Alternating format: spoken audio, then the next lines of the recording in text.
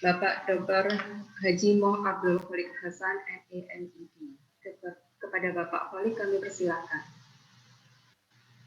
Baik, suara terdengar bagus ya? Terdengar Pak? Oke, baik. Bagus. Merdu Ustaz, merdu. Baik, bismillah, alhamdulillah, wassalatu wassalamu ala rasulillah wa ala alihi wa sahbihi wa mawala wa la hawla wa la quwata illa billah. Rabbana ftah bainana wa baina qaumina bil haqqi wa anta khairul fatihin. Rabbi shrah li sadri wa yassir li amri wahlul 'uqdatam min lisani yafqahu qawli. Raditu billahi rabba wa bil islami dina wa bi Muhammadin nabiyya wa rasula amma ba'd. Yang kita sama-sama hormati Bapak WR1, Bapak Dr. Imam Ma'ruf, dan ketua kita, ketua ASIO, Bapak Zainal Mutakin PhD.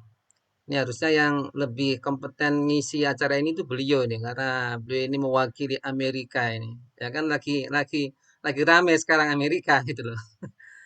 Namun alhamdulillah ya saya ucapkan terima kasih atas kesempatannya untuk sharing ini. Tentu ini hanya sekedar pengalaman yang mungkin ya sekedar pengalaman. Semoga ada manfaatnya saja. Nah, pertama-tama saya patut dan harus bersyukur kepada Allah Subhanahu wa taala karena atas karunia-Nya saya diberikan kesempatan oleh Allah Subhanahu wa taala sehingga bisa belajar sampai ke luar negeri. Tentu nih kalau diceritakan bisa satu novel tersendiri Mbak Nestiani ya. Karena ini cerita panjang dan pasti lika-likunya luar biasa dan saya kira setiap teman-teman memiliki pengalaman masing-masing. Namun secara singkat saya ini berasal dari ya sekolah biasa dalam artian madrasah aliyah biasa, tidak terkenal seperti misalkan kayak Gontor atau apa semacam itu ya, karena memang program sudah jadi. Tapi ini bermula dari ya bisa jadi dikatakan cita-cita ya sejak kecil ya. Jadi kata orang tua saya dulu, almarhum bapak saya itu kalau waktu kecil saya perang-perangan itu suka perang-perangan Arab gitu. Ya mungkin bisa jadi itulah mungkin doa ya sehingga Allah kabulkan. Nah, selesai saya dari TBS Kudus ya, alhamdulillah dapat beasiswa, singkat cerita dapat beasiswa ke Mesir. Nah, tentu kalau sekarang ini formatnya agak beda ya. Kalau dulu kan ada penunjukan langsung atau ikut ujian langsung. Kalau dulu misalkan ada yang ikut ke Gontor, ada dulu ikut ke beberapa universitas negeri. Kalau dulu kami sempat ikut di ujian di IAIN Wali Songo ya ketika itu ya. Nah, kalau sekarang ini hampir semuanya sudah satu pintu, yaitu melalui forum alumni Al-Azhar. Dan itu biasanya nanti dikoordinir sesuai dengan wilayah masing-masing dan kemudian kerjasama dengan kedutaan besar Mesir di Jakarta. Nah, tentu bagi teman-teman yang ingin mengetahui lebih detail bagaimana mendapatkan beasiswanya, ini bisa melihat website alumni Ikatan Alumni Al-Azhar di Indonesia. Nah, di awal-awal tentu banyak hal yang baru ya, karena sebagai pengalaman orang kampung, orang desa ya, kemudian harus keluar negeri dan ini cukup menantang, apalagi ketika itu bisa dikatakan saya satu-satunya dari Kabupaten Kudus lah ya, satu-satunya ketika itu saya satu-satunya dari Kabupaten Kudus dan pertama kali. Jadi pertama kali yang masuk di Al-Azhar mendapatkan beasiswa. Walaupun sebelumnya sudah ada tapi tidak berbeasiswa karena di Al-Azhar ini ada dua jalur ya, dulu ya. Kalau sekarang mungkin sudah agak beda ya. Kalau zaman saya tahun 1995 itu masih dibuka 2 jalur, yaitu jalur resmi ya lewat Kementerian Agama Indonesia. Kemudian yang kedua adalah jalur kalau istilahnya adalah terjun bebas. Jadi siapapun bisa ke sana lewat agen mendapatkan visa pertama mungkin pakai visa turis ya, kemudian nanti diproses ke sana setelah beberapa waktu mendaftar, kemudian dapat visa untuk pendidikan. Nah, saya di Al-Azhar ini tidak langsung dulu bisa masuk ke S1-nya ya, karena harus ada penyesuaian atau muadalah. Begitulah lika-likunya ya. Di samping itu untuk mendapatkan beasiswa. Karena beasiswa ini bisa dicairkan kalau kita resmi sudah ikut perkuliahan. Maka dulu di angkatan kami, angkatan 94 itu dimasukkan namanya dirosah khosoh. Dirosah khosoh itu tingkat pendidikan untuk penguatan kebahasaan. Dan di situ juga dulu Gus Dur ya ceritanya dulu juga masuk di situ juga ya di dirosah khosoh ini. Namun tidak lama karena setelah itu alhamdulillah dapat penyesuaian ijazah dan akhirnya kita diterima di Fakultas Usuluddin. Nah, tentu pertama kali kendala yang saya rasakan adalah kendala bahasa ya. Karena yang kita pelajari di pondok pesantren ya dengan kaedah-kaedah kebahasaan ini kadang tidak digunakan dalam bahasa-bahasa komunikasi. Bahkan banyak ya seperti candaan itu kalau kita berbicara pakai bahasa fusha ya sampai di bandara ya kita misalkan ya Sayyidi aina as-sayyarah atau aina al-mahattah kita pakai bahasa fusha itu orang-orang Arab ya orang-orang Arab menjawabnya orang Mesir menjawabnya shadaqallahul azim katanya karena dikira kita itu membaca Al-Qur'an. Ya, karena mereka menggunakan bahasa-bahasa amiyah atau bahasa-bahasa pasaran. Nah, dari situlah tantangan pertama yang kita hadapi. Bahkan ketika sudah masuk ke fakultas tuh saya suka protes itu. Ya ini pertama-tama masyayikh ini ya para guru-guru kami memakai bahasa Hausa bagus ya. Kemudian lama kelamaan hanyut ya pakai bahasa bahasa pasaran mereka. Sering saya itu protes. Dan saya itu berusaha untuk karena ketidakmampuan saya menguasai bahasa Arab dengan bagus ketika itu ya bahasa amiyahnya saya selalu berusaha berada di depan ya dekat dengan para dosen ketika itu. Nah, dari situlah kemudian kita belajar bahasa amiyah. Sampai sekarang pun karena saya tidak terlalu minat bahasa amiyah ini pun saya tidak banyak menguasai. Berbeda dengan teman-teman lain yang seperti Pak Salis, kemudian ya teman-teman yang tamatan dari Al-Azhar seperti Ustadz kita Pak Ahmad Abdul Matin. Ya, beliau ini mungkin bahasa amiyahnya lebih fasih. Nah, dalam perkuliahan ini ketika zaman saya ini memang itu diletakkan dalam koah ya. Apalagi kalau masih semester 1 itu kan disebut dengan mata kuliah bersama. Itu satu koah, koah itu satu hall, itu satu halaman itu bisa bisa sampai 500 orang gitu ya. Ini menjadi kendala tersendiri. Ya, kalau kita nggak rajin ya nggak bisa. Nah, ini dan ketika itu di zaman saya ini kan tidak ketat ya dalam artian absensinya. Jadi kadang saya pun ketemu orang Indonesia ini ya tidak sering ya karena mereka tempatnya jauh-jauh juga. Nah, yang dipastikan kalau ketemu itu ketika mulai deket-deket mau ujian ya karena ketika itu ya pasti akan ada pemberitahuan tentang materi-materi yang akan diujikan. Nah, di samping itu memang kalau di Al-Azhar ini kebanyakan teman-teman kita ini masuk di fakultas-fakultas keagamaan. Jadi di Azhar ada Fakultas Usuluddin, ada Fakultas Bahasa, ada Fakultas Hukum dan Syariah, kemudian ada Fakultas juga Dirasat Islamiyah.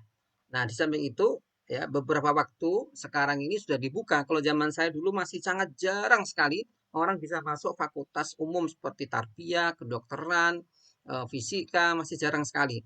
Nah, beberapa waktu ini alhamdulillah saya mendengar sudah dibuka dan banyak dari teman-teman kita yang masuk ke kedokteran. Dan ini artinya apa? Peluang untuk masuk ke fakultas-fakultas sains ini sangat terbuka sekali bagi kita yang memang memiliki kemampuan dan kapasitas di situ. Nah, berbicara tentang sistem perkuliahan di sana, ya saya kira tidak jauh ya dengan sistem yang ada di kita. Cuma memang di sana ini semua memakai berbahasa Arab ya. Kemudian semua diktat ya. Jadi setiap dosen itu yang kelebihan di sana saya lihat itu ya. Setiap dosen itu kalau ngajar pasti dia memiliki diktat ya, buku yang beliau tulis. Ya, buku yang beliau tulis dan itu apa namanya menjadi materi pokok pelajaran di samping harus apa namanya merujuk beberapa rujukan. Nah, tentu ini saya berbicara di S1-nya ya. Kalau S2 nanti berbeda lagi. Di S2 ini di Al-Azhar ya semasa saya dulu ini masih sangat terkenal, sangat sulit sekali ya, sangat sulit sekali. Ya, dulu saya sempat ikut ya karena sempat masih dapat beasiswa juga. Apa namanya? Satu kelas hanya 6 orang, satu kelas hanya 6 orang. Dan kalau gagal satu mata kuliah ngulang lagi setahun, ya ngulang lagi setahun. Nah, secara singkat ya, kalau di Al-Azhar ini beasiswanya meliputi kalau yang resmi loh ya, kalau yang resmi ya karena di Mesir ini beasiswa ini macam-macam. Ada yang dari Kementerian Keagamaan mereka juga ada apa bahkan dari pihak swasta juga banyak sekali. Jadi sebenarnya kalau kita betul-betul niat belajar di Al-Azhar atau Mesir ya atau di Timur Tengah secara umum ini ya sudah niat yang kuat saja. Ya, kalau boleh saya sarankan ya modal bahasa Arab dan hafal Quran itu yang harus dimiliki ya kalau ke Timur Tengah ya bahasa Arab ya minimal bisa berbahasa Arab lah berbicara nggak harus lancar ya karena nanti insya Allah akan berkembang dengan bi'ah atau lingkungan yang ada kemudian hafal Quran ya minimal kalau nggak punya 30 juz ya 10 juz ya atau modal paling minim ya 5 juz ya untuk apa namanya meringankan beban kita karena di samping harus kita menguasai materi di sana juga kita harus apa namanya setor hafalan Quran. Nah, itu memang standar mereka. Bahkan mereka mengatakan, ya Al-Azhar mengatakan orang mahasiswa yang tidak hafal Quran maka tidak dianggap sebagai alumni Al-Azhar. Ini juga menjadi tantangan berat ya. Nah, di samping itu eh, di zaman saya dulu tuh apa beasiswa kalau yang resmi ini dia mendapatkan selain uang saku dulu tuh zaman saya masih 250 ya, 250 pon. 250 pon itu kalau di kita ya dengan kurs sekarang mungkin ya kurang lebih 600-an ribu lah. Ya, kurang lebih 600-an ribu, kurang lebih seperti itulah. Ya, di samping itu kemudian kita dapat tempat tidur, ya alhamdulillah satu kamar satu orang. Ya, kecuali sekarang ini ada kamar-kamar yang besar, mungkin satu kamar bisa 5 orang. Tapi ya bagi kami dulu alhamdulillah itu sudah sangat mewah ya, apalagi kalau saya sendiri kan dari apa namanya ya keluarga sederhana lah. Kemudian juga di pesantren, nah mendapatkan fasilitas semacam itu, masya Allah sudah bersyukur kita. Alhamdulillah. Samping itu makan, ya makannya ini yang yang apa namanya harus ada penyesuaian juga ini. Kita menyesuaikan di sana ini kalau yang di Buus namanya tempat kita itu asrama kita namanya Buus, Madinatul Buus. Itu memuat kurang lebih 3.000 orang di situ dari berbagai macam apa namanya negara. Bahkan negara yang saya tidak kenal pun ada di sana. Negara misalkan ya kayak Salmon teman itu negara Salmon teman itu yang di dekat New Zealand itu. Di sana juga ada orang dari sana itu. Bahkan ada dari Singapura juga ada masuk sana. Jadi mewakili berbagai macam negara. Karena itu memang risalah atau visi misi Al-Azhar ini ya menyebarkan Islam moderat ya. Maka di sana ini diajarkan berbagai macam mazhab ya mazhab 4 mazhab diajarkan ya bahkan sampai diajarkan apa namanya mazhab Ja'fariyah juga diajarkan ya tujuannya adalah Al-Azhar ini menjadi apa perangkul ya semua mazhab yang ada, golongan Islam yang ada tanpa harus apa namanya saling menafikan. Nah, kembali lagi ya, tadi, jadi kita diberikan menu pagi itu, susu, ya susu segar itu. Susu, 2 telur sama singkat ya ini, 2 telur, kemudian apa namanya, roti yang panjang-panjang itu, kalau kering bisa untuk mukul anjing gitu. Nah, itu kadang kita ya nggak habis kita simpen. Kalau siang menunya ini ayam. Ayam itu Masya Allah itu. Biasa kita, kalau saya nggak tahu kalau teman-teman ya. Kalau di rumah saya itu kan kalau dapat berkat itu kan dibagi-bagi anaknya banyak ya. Mungkin dapat hanya satu suwir saya. Ini di sana diberi seperempat ayam, bayangkan. Dimakan sendiri, nggak habis kita. Nah, suka kita gunakan untuk makan makan makan malam ya. Nah, sempet kadang juga dapat ikan besar 2 itu. Jadi sering, alhamdulillah ya, kalau masalah, akomodasi sangat, cukup bagi kami, dan alhamdulillah terbiasa kita, jadi apa namanya, ya menunya itu terjaga itu. Nah, di samping itu, kelengkapan, tentang, rujukan ini luar biasa. Di Mesir itu Masya Allah, kalau istilahnya itu kalau mau jadi Firaun juga bisa, jadi Musa juga bisa. Jadi istilah seperti itu. Jadi maka tidak heran ya di alumni Al Azhar ini macam-macam juga ya. Kalau teman-teman istilahnya pilihan itu ada istilahnya mau jadi Firaun ya monggo, mau jadi Musa ya monggo. Nah, ini dan apa namanya sangat terbuka sekali dan hal yang sangat terkesan bagi saya itu ketika ujian. Nah ini yang sering saya tanamkan ke anak-anak saya, mahasiswa saya yang ketika saya ajar itu ya kejujuran itu nomor satu. Ya. Jadi kalau di Al Azhar itu mohon maaf ya, ini bukan saya karena saya dari Al Azhar, tapi ini bisa ditanya ke semua alumni. Gak mungkin ada kesempatan kita untuk nyontek atau kita ngelirik kanan kiri, tidak mungkin itu. Ya, karena apa? Satu, ya ujiannya itu kita tidak bisa ditebak.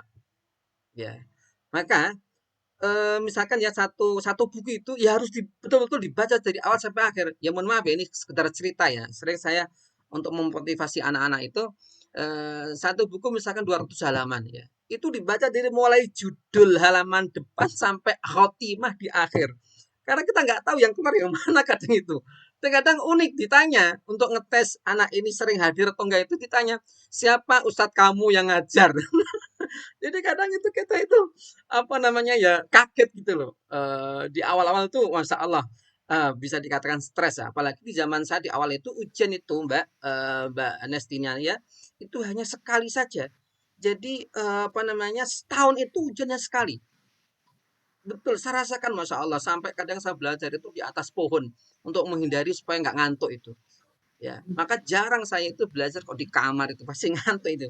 Lari saya ke masjid itu.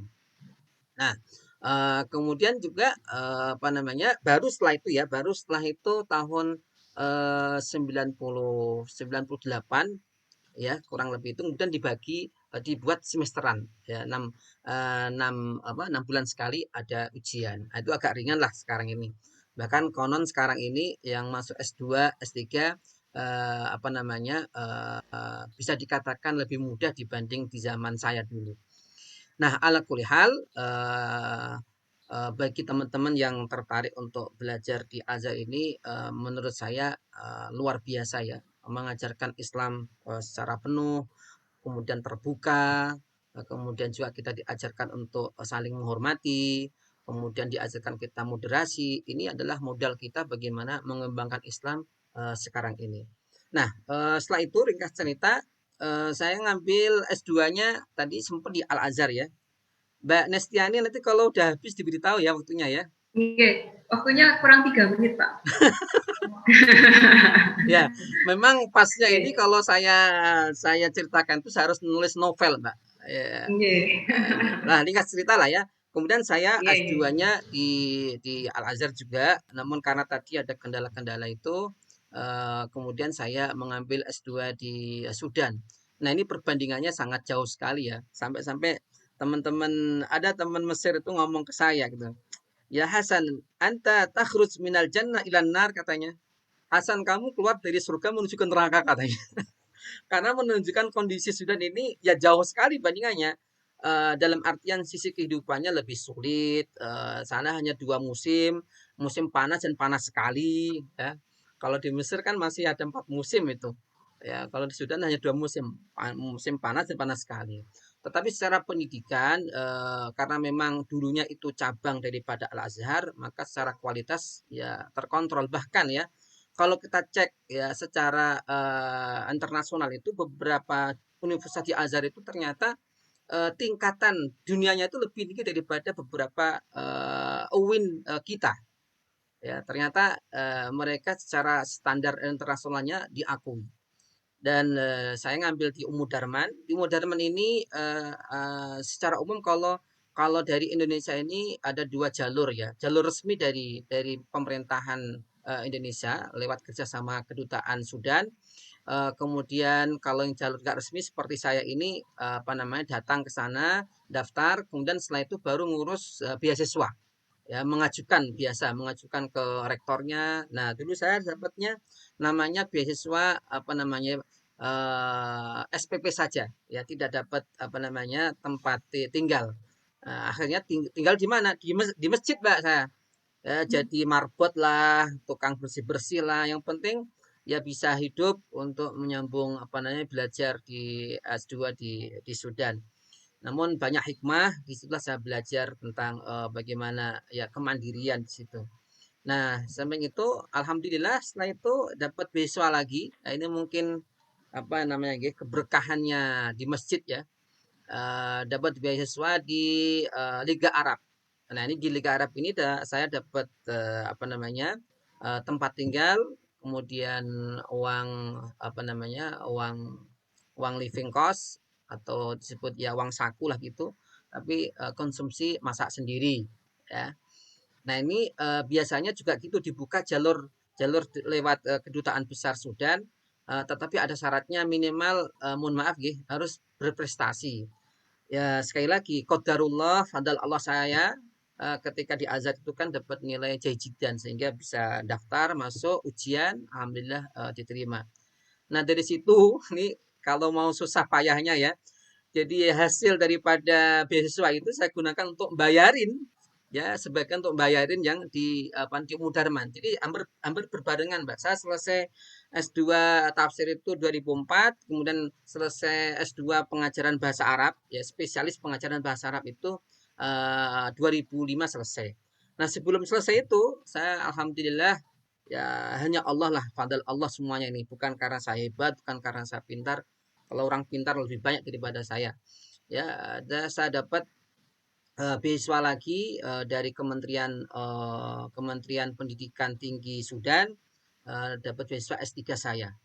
Nah, selesai alhamdulillah tahun 2007. Ya, begitulah ya sekilas kisahnya. Nanti lengkapnya bisa dibaca di novel saya insya Allah. Terima kasih. Assalamualaikum warahmatullahi wabarakatuh. Waalaikumsalam warahmatullahi wabarakatuh. Baik, terus sekali ya. Tapi memang benar kalau misalnya kita harus mendengarkan cerita dari Bapak Ibu dosen yang sekolah di luar negeri ini pasti jadi buku yang sangat tebal sekali. Baik, kita langsung